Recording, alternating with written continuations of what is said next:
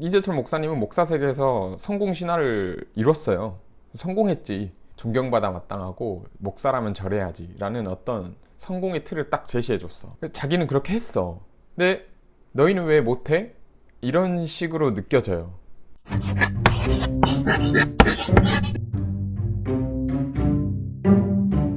안녕하세요. 떠든 사람의 이다나입니다. 오늘은 이재철 목사님이 이중직에 대한 언급을 하고 어떤 세미나에서 엠마오 연구소 그분이 이제 이중직에 대한 이재철 목사님의 소견에 반대하는 의견을 소신 있게 딱 말씀하시는 거 보고 그에 대한 저의 생각을 한번 이야기해보면 어떨까.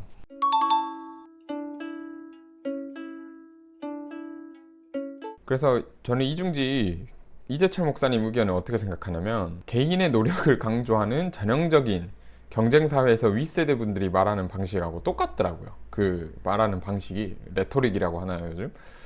그 레토릭이 똑같아요. 이재철 목사님 대단하신 분이에요. 그 인정해. 그리고 굉장히 나이스하시고 비판거리를 전혀 만들지 않은 훌륭한 목사님이에요. 근데 그분이 과연 본인이 말씀하시는 젊은 신학생들이 왜 그렇게 됐는가, 그렇게밖에 될 수 없는 사회 구조의 시스템에 얼마나 비판적이고 어떤 또 새로운 대안을 만들어주고 계신가, 선배 목사님으로서. 그런 부분은 저는 계속 물음표가 지어지는 부분이에요. 선배 목사님이면 그런 시스템과 제도를 바꾸려고 좀 더 노력해 주시면 좋지 않을까.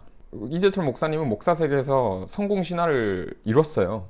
성공했지. 존경받아 마땅하고 목사라면 저래야지 라는 어떤 성공의 틀을 딱 제시해줬어. 자기는 그렇게 했어. 근데 너희는 왜 못해? 이런 식으로 느껴져요.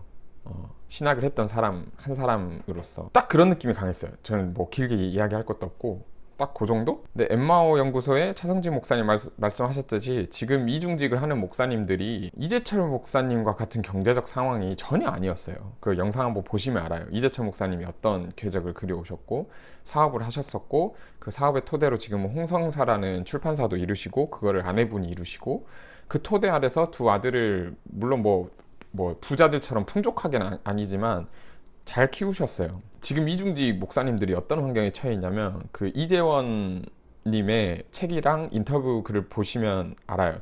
인터뷰 영상들을 보시면. 그러니까 일용직 근로자로 사는 사람들이 있고요. 단기 아르바이트, 택배 기사, 그리고 야간에 그 대리운전.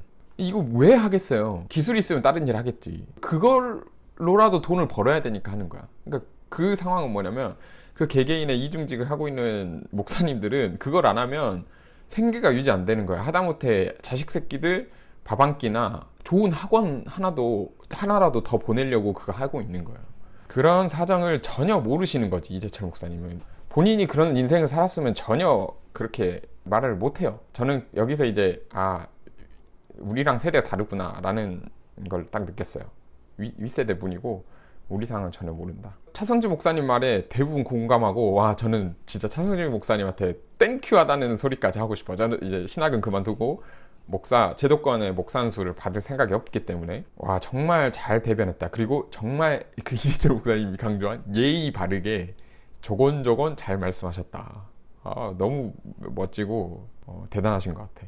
이제 제가 왜 신학을 그만뒀는지에 대해서 이중직에 대해서 살펴보니까 맞닿아 있는 부분이 저는 일단 신학교가 굴러가는 시스템을 보면서 신학교 안에서 그걸 보니까 나도 똑같이 이중직하는 목사 선배님들하고 다르지 않는 삶을 살 수밖에 없겠다라는 생각이 드는 거야. 그러니까 똑같이 일용직 근로자로 하면서 생계를 벌거나 뭐 파트타임 일하거나 대리하거나 뭐 이렇게 살 수밖에 없을 것 같은 거야. 택배 기사를 하거나 아니면 배달 같은 거 하거나. 왜? 신학 말고 다른 거를 배우지 못했어. 이재철 목사님이 그렇게 할 수 있었던 거는 그 어렸을 적에 아버님의 사업을 보고, 물론 일찍 돌아가셨죠, 아버님이. 그 사업가 집안에서 자랐으면은 그런 분위기를 무의식적으로라도 느끼고 그런 게 교육이 됐을 거예요, 아마. 사업가적으로 사는 집안의 분위기들이. 실제로 사업을 일으키셨죠, 26살까지. 그리고 사업을 하시다가 이제 목회를 하셨는데, 목회 안에서도 그분이 가진 경영자적 마인드가 교회 운영에 탁월하게 들어갔다고 생각을 해요. 목사님들은 다른 거 배우지 못해요. 그 경영을 배울 수도 없고, 신학교 시스템에서. 솔직히 신학교 시스템은 신학을 배우지 목회를 배우지 않아요. 신학교 교수님들이 목회해본 교수님 없어요.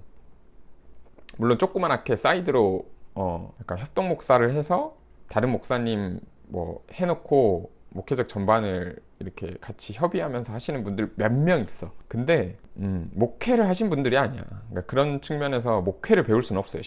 신학교에서 목사에게 필요한 그 파편적인 기능들을 배우지 진짜 목회를 어떻게 하는지는. 근데 어쨌든 목회를 할 수 있어야 목회에 대한 걸 배워도 쓸모가 있을 거 아니에요. 저는 지방대학교 출신이니까 지방대학교 출신으로서 다른 학벌, 흔한 말로 해외 유학 경험 없고 뭐 장신대나 아니면 다른 일반 대학교의 특별한 인문학과 졸업을 하지 않는 이상, 그러니까 이거를 학력 세탁이라고 해요. 저희는 지방대학교 출신 신학생들은 학력 세탁을 안 하잖아요. 그러면은 길이 두 개야. 정치지를 해서 친분 있는 유력한 사람들한테 붙어서 이제 목회 자기 바운더리를 만들거나, 그래서 그분들의 어떤 피딩을 받는 거죠. 피딩 모의를 받으면서 내 역량을 만들어 가거나, 정말 열심히 순진하게 하는 사람들도 있어. 근데 제가 봤을 때는 큰 틀에서는 그 피딩 시스템에 크게 벗어나 있진 않아. 제가 개인적으로 생각하기에는. 또는 이제 서울 쪽으로 한번 가요. 사역지를. 그렇게 막 엄청 큰 교회는 못 갈지라도 그래도 뭐 경기도권이나 서울의 외곽이나 그 조금 자리 잡은 지방신학대학교, 저랑 같이, 저는 호남신학대학교 나왔는데 호남신학대학교 출신 중에 서울 쪽에서 좀 그래도 자리 잡은 교회를 이루신 목사님들의 교회에 이력서를 내서 뭐 받아가지고 그런 데서 좀 하고 오는 거지. 사역 세탁이라고 해야 돼, 그런 거는. 그래서 서울에서 이 정도 사역하고 왔으면 지방 내려와서 이제 담임 목회지나 부교육자지에 또 갈 수 있는 거지. 이 길은 부목사 테크트리를 타면서, 이 공통적으로 제가 지금까지 말했던 게 부목사 테크트리를 타면서 잘 갖춰진 교회들이, 부목사들이 이제 독립해서 나가야 된다는 생각이 들 때 지원을 해줘요. 지원금을 줘. 어느 정도. 뭐 그것도 부목사 전별금이라 해야 되나? 안 하는 교회들도 있는데 어쨌든 그 정도를 줘요?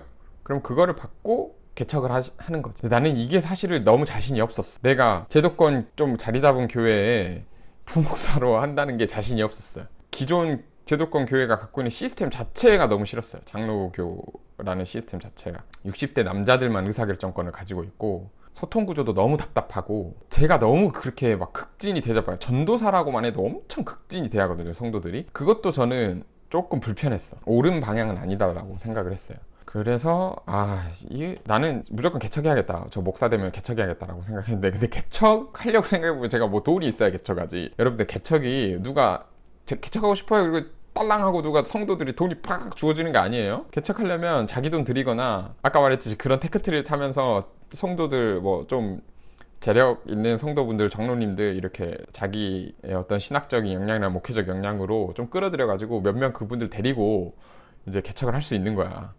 그것도 목회자 역량이라면 목회자 역량인데, 나는 그런 짓 하기 싫었고. 그러니까 내가 돈 벌어서 해야 될 것 같은 거야. 그러면 이중직 해야 될 것 같고. 그러면은 이제 제가 뭐 신학 말고, 저는 학부도 신학을 했고 20살 때 신학교 입학했으니까, 그러니까 뭐 다른 기술이 없어요. 이재철 목사님처럼 사업하다가 그런 것도 아니고. 막막한 거지 이제. 그러면서 이제 좀 더 생각이 깊어지니까, 이거는 이제 번외예요. 제 여러 가지 이제 사상이나 생각, 이념들이 교단이라는 기독교 틀이랑 안 맞다는 생각이 들어서 이제 그 목사도 이제 내려놓을 수 있었던 거예요.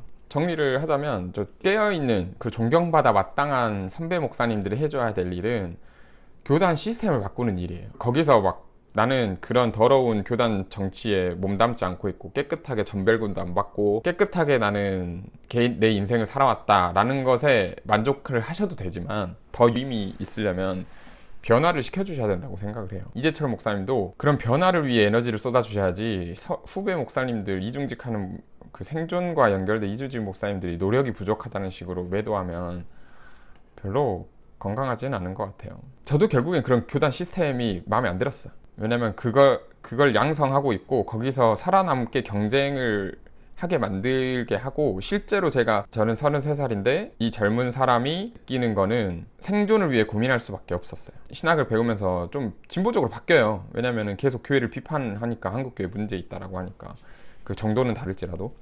그러면 기존 교회에 가기 싫어져요, 신학생들이. 근데 갈 수밖에 없는 거는 생존 때문이에요. 신학교 현장 특성상 결혼도 되게 빨리 합니다. 이 이상한 문화인 것 같은데, 뭐 이상한 문화는 아니지. 뭐 좋다고 하면 좋을 수도 있는데, 결혼을 빨리 하니까 현실적으로 주어진 문제는 뭐냐면 애도 빨리 나. 왜냐면은 그 생육하고 번성하라 그런 성경 말씀 때문에 그게 미덕으로 여겨지기도 하고. 그리고 심지어 가정이 없는 부목사님들, 결혼을 안 한 부목사님들이 부목사님 채택률이 굉장히 떨어집니다. 이것도 진짜 현실이야. 좀 문제 있다고 봐. 하자 있다고 봐. 그 왜 그런지 모르겠는데, 가정 있고 애 있는 부목사님들, 지금 제 나이 또래 친구들이 목산수 받고 부목사 되어 있는 거거든요.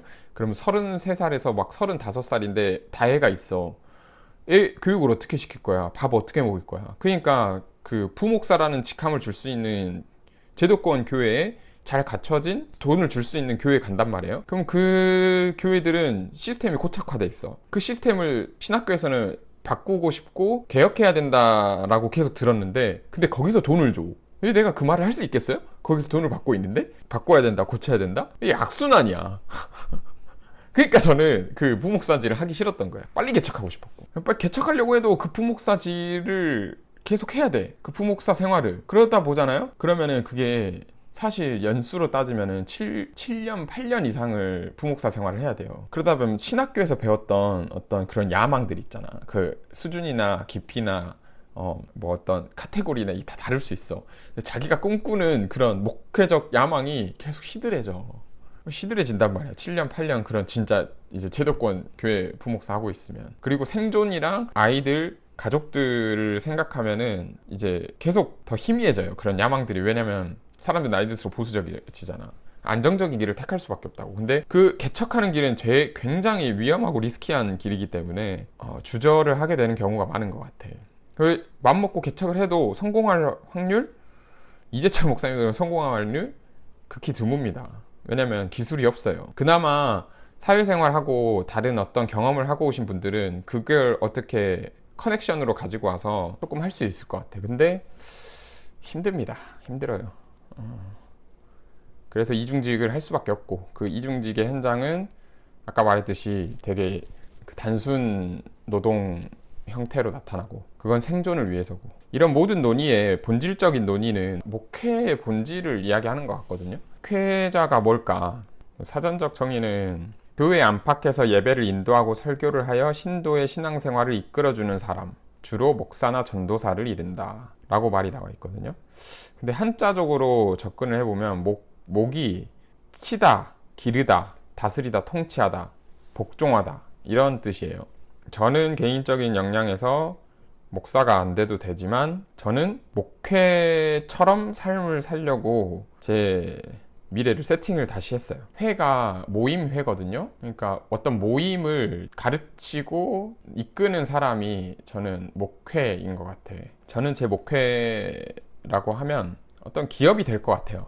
기업이나 어떤 사업. 그러면 제가 고용주가 되겠고 피고용인이 생기겠지. 제가 피고용인을 상대로 기독교적 가치를 가지고 예수님처럼 그를 가르치고 이끌어주는 사람이 되면 좋겠다. 근데 그 사업 중에 하나가, 저는 산을 사고 싶고 산을 가꾸면서, 어쨌든 도심은 아니겠죠, 지역에 가는 거죠. 좀 지방에 가서, 제 정체성이 또 지방 출신이기 때문에 그런 정체성을 따라. 그리고 예수의 출신도 지방 출신이에요.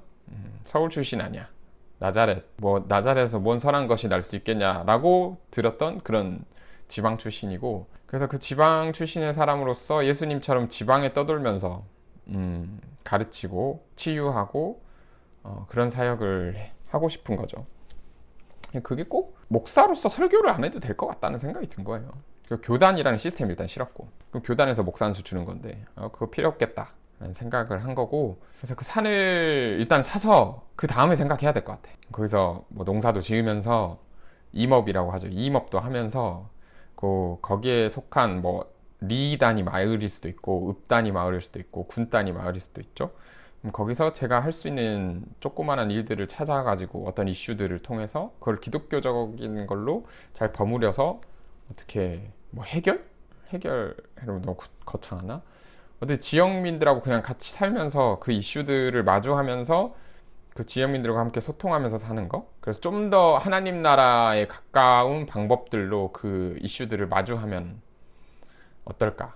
저는 그게 목회일 수도 있고, 그리고 제가 한두 명이라도 피고용인이 생기면 그들과 함께 그런 가치관을 가지면서 그런 가치관을 가질 수 있도록 제가 좀 이끌면서 살아보려고 하는 거예요. 이게 저는 목회적이라고 생각을 하면서 살아내려고 해요. 그래서 마틴 루터가 만인 제사장론 말했잖아요. 그게 개신교 전통에 있습니다. 이런 사유를 하는 게. 그래서 저는 신학생 여러분들이 꼭 목사가 돼야 된다는 강박에 갇혀있지 않았으면 좋겠어요. 신학교에서 배우는 여러 가지 사유와 그리고 본인의 사고가 계속 깊어지면서 세상을 어떻게 목회적으로 살아내느냐를 고민하고 세상에 나와서 다른 일들을 감당하는 것도 하나님 나라를 이루는 길이라고 생각을 합니다.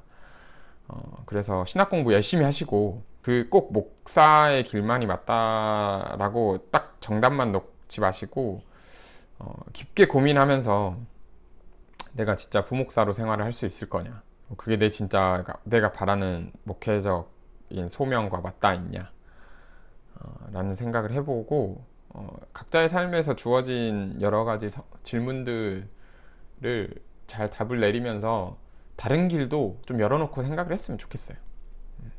영상 길어집니다. 여기까지 하겠습니다.